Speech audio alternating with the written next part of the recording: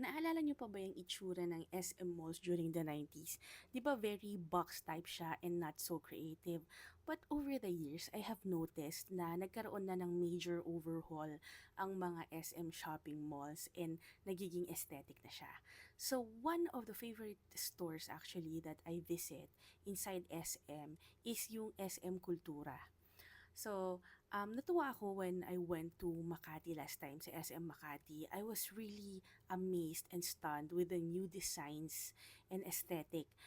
Yung pagkaka-select ng mga products inside the Kultura store. So, palagi ko yung tinitingnan dati. Like, 3 to 4 years ago, I was comparing kung paano nag-evolve yung mga designs inside Kultura. So, admittedly, mga 5 years ago, medyo baduy yung mga products na nakikita ko doon.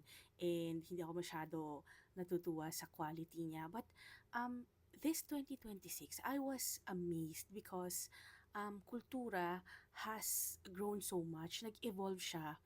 And alam mo yon, it is already observing, kumbaga, kung ano talaga yung trends in the creative uh, market.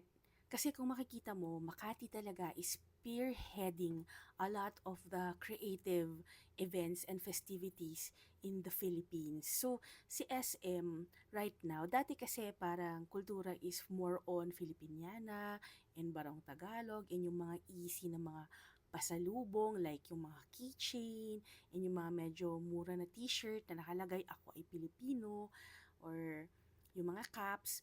Pero right now, it really evolved into this very premium pero abot kaya pa rin ng mga products. So, na-impress ako when I entered kasi ang dami kong nakita talaga ng mga new products and meron na rin silang mga children's book in Tagalog.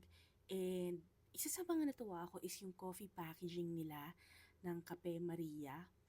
And I've learned that they are in partnership with 50 coffee farming communities, which is great. So, ang isa pang natuwa ako when I entered the store is this Bicol Express spicy coconut potato chips. So, ang ganda ng pagkakapackage nila.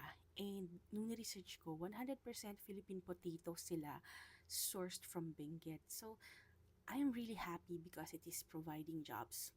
And isa din itong packaging ng chocolate, organic. So, I cannot research more on it, pero napansin ko na very luxe.